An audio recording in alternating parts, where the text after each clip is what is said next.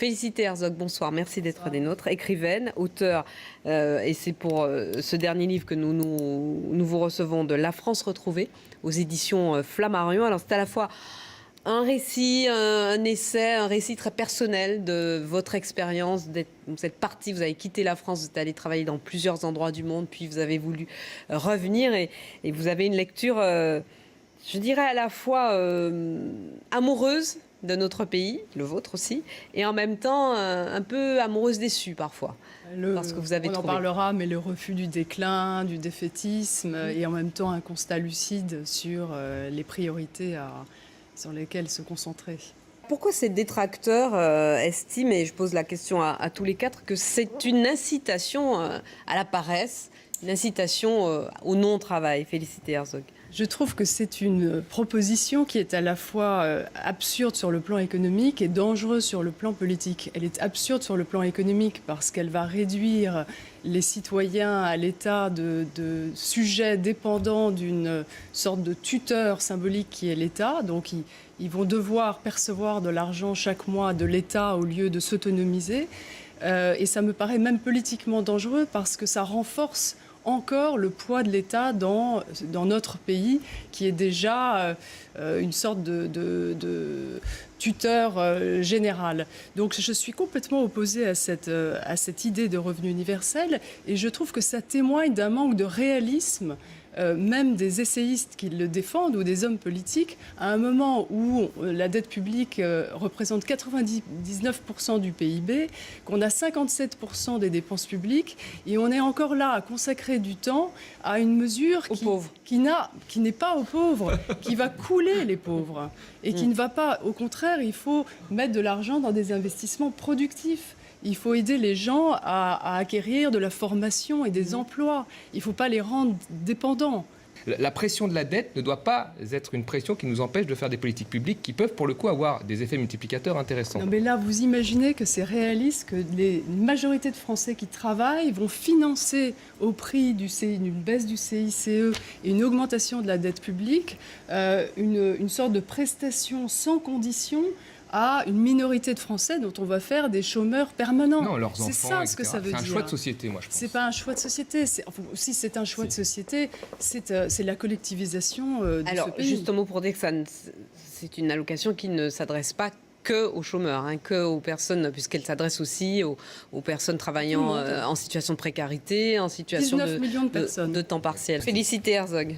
Est-ce que derrière cette idée de revenu universel et dans la perspective d'un changement d'emploi et de mutation, disons, de l'emploi, il n'y a pas simplement la question d'accompagner les individus dans leur formation, dans la flexi-sécurité et dans leur employabilité, de manière à remonter le taux d'emploi qui en France est structurellement plus bas, plus haut qu'ailleurs, puisqu'il est de 10%, alors qu'aux États-Unis, on était à 5, en Royaume-Uni à 4 et en Allemagne proche de 4. Donc nous sommes une exception dans ce domaine. Et moi, vous en parlez d'ailleurs de la formation professionnelle, justement, dans votre livre, et du fait que vous considérez que cet accès est réservé à ceux qui sont déjà dans le système. Voilà. Donc moi, il me semble que le revenu universel est une mauvaise réponse à un vrai sujet qui est celui de l'employabilité et pardon, c'est très prosaïque, simplement de réduire le nombre de 6,6 millions de chômeurs aujourd'hui en France.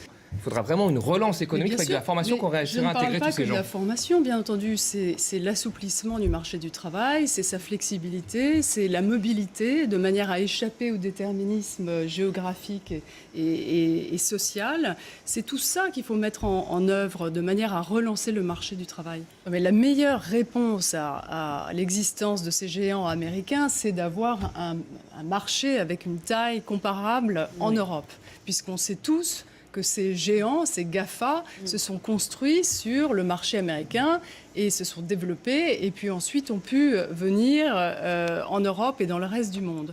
Donc il est impératif à la fois de ne pas faire d'angélisme, c'est-à-dire il faut être très pragmatique. Les Américains ont des discours très libéraux, mais ils sont protectionnistes.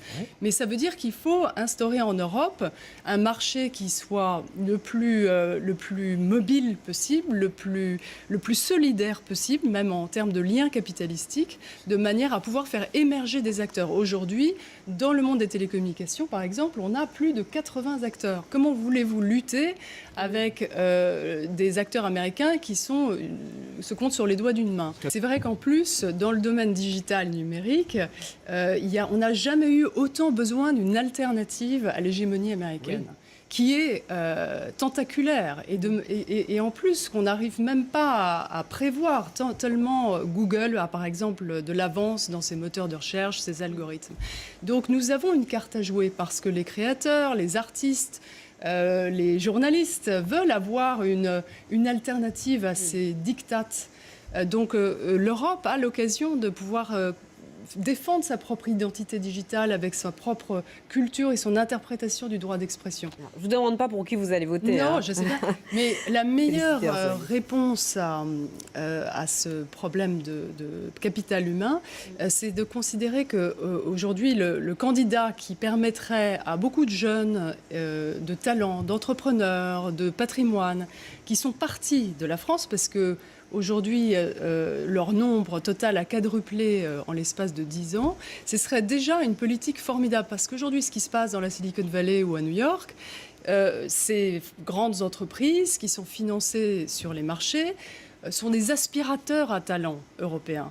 Ils sont des aspirateurs à chercheurs, à des gens que nous formons, et pas simplement aux capitaux, à simplement des énergies dont nous avons besoin pour construire l'Europe. Donc c'est n'importe quel candidat qui permet de réformer à la fois de manière intelligente et juste la fiscalité, le marché du travail, c'est bon à prendre. Des élites se forment en France et qu'ils aillent travailler ailleurs, c'est pas très bon. Mais pour le reste, quand il s'agit par exemple que des travailleurs détachés ou des... Alors là, c'est super, c'est la mondialisation, c'est les bons côtés de l'Europe. Alors, mais il faut à sa décharge, dans son livre, Félicité Herzog prend des distances avec la mondialisation. Voilà, j'ai juste fait un petit... Non, mais vous savez, il n'y a pas que des bac plus 8 qui partent de la France. Il y a beaucoup de gens qui n'ont pas de qualification parce qu'ils n'arrivent pas à avoir des formations et ils s'en vont travailler dans la restauration, les services à la personne. Oui, oui. Non, bien sûr, ça touche toutes les classes sociales. Hein. Il y a une chose quand même qui a beaucoup évolué, c'est que la société a profondément changé. En l'espace de 10 ans, la société s'est horizontalisée.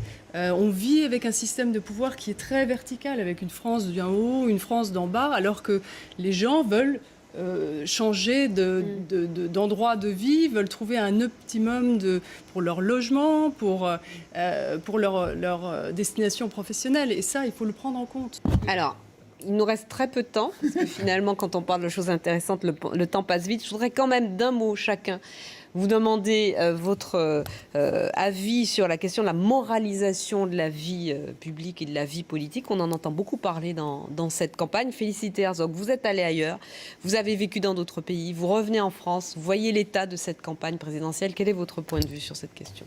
Très, très rapidement. Moraliser la vie politique, c'est plutôt la renouveler, la diversifier, qu'elle soit plus représentative. Donc ça veut dire qu'on ne peut pas professionnaliser la vie politique telle que ça a été le cas. Donc ça veut dire faire rentrer des gens nouveaux.